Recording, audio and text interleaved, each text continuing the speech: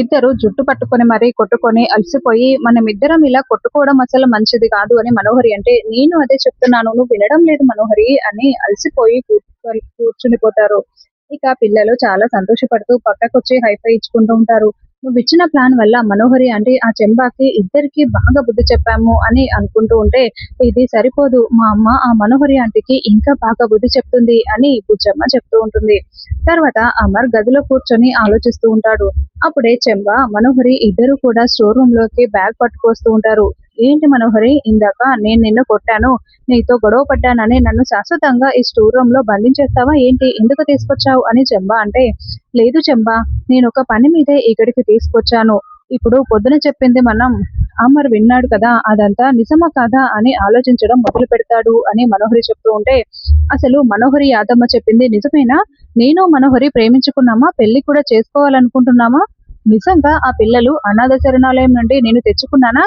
బాగి నిజంగా ఈ ఇంటి కేర్ టేకరా, రాతోడు పని మనిషా అని ఆలోచిస్తూ ఉంటాడు.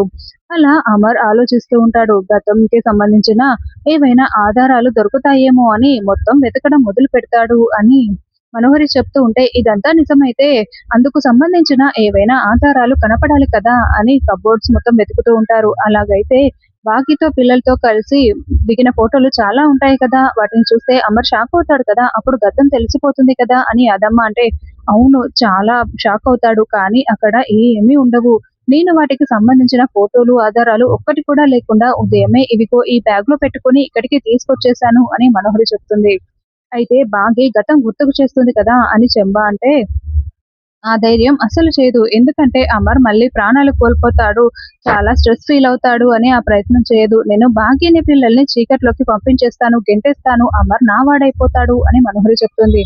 అదేంటి, ఒక్క జ్ఞాపకం కూడా లేదంటే మనోహరి యాదమ్మ చెప్పిందే నిజమా? మరి భాగ్యని పిల్లల్ని చూస్తుంటే నాకు ఎందుకు ఏదో ఫీలింగ్ వస్తుంది, వాళ్ళు నన్ను చూస్తున్నప్పుడల్లా వాళ్ళ కళ్ళల్లో కన్నీళ్ళు ఎందుకు తిరుగుతున్నాయి అని అమర్ ఆలోచిస్తూ ఉంటాడు. మిస్సమ్మా మిస్సమ్మా త్వరగా రా అని రాథోడ్ కేకలు పెడుతూ ఉంటే, ఏంటి రాథోడ్ ఆ కేకలు అని మనోహరి వచ్చి అరుస్తూ ఉంటుంది. అబ్బా, గదిలోకి వెళ్ళిన మిస్సమ్మ అరగంట అయినా రాకపోతే పిలవక ఏం చేస్తారు మనోహరి గారు అని రాథోడ్ అంటాడు. అప్పుడే బాగి మిస్సమ్మగా చుడీదార్ వేసుకొని నడిచి వస్తూ ఉంటుంది. బాగి ఈ చుడీదార్ లో చాలా యంగ్ కనిపిస్తుంది, అందంగా కూడా కనిపిస్తుంది సారీలో కంటే. మళ్ళీ అమర్ ప్రేమలో పడిపోతాడేమో కదా మనోహరి అని చెంబ అంటే, నోరు మూసుకుంటావా అని మనోహరి తిడుతూ ఉంటుంది. అబ్బా మిస్సమ్మ, నువ్వు ఈ గెటప్ లో చాలా బాగున్నావు, ఓల్డ్ మిస్సమ్మలా నువ్వు ఈ గెటప్ లో చాలా బాగున్నావు, ఓల్డ్ మిస్సమ్మలా తయారై వచ్చేసావు కదా అని రాథోడ్ అంటే, ఏంటి బాగి ఏంటి గెటప్ అని మనోహరి అరుస్తూ ఉంటుంది.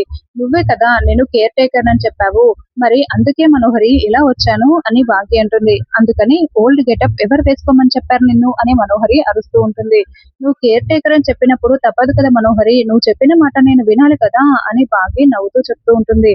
మిస్సమ్మ, నువ్వు అందంగా మరింత కనిపిస్తున్నావని ఈ మనోహరికి కుళ్ళులే మిస్సమ్మా అని రాథోడ్ అంటే, ఈ బాగి ఎంత ట్రై చేసినా నా అంత అందం అయితే రాదులే అని మనోహరి చెప్తుంది.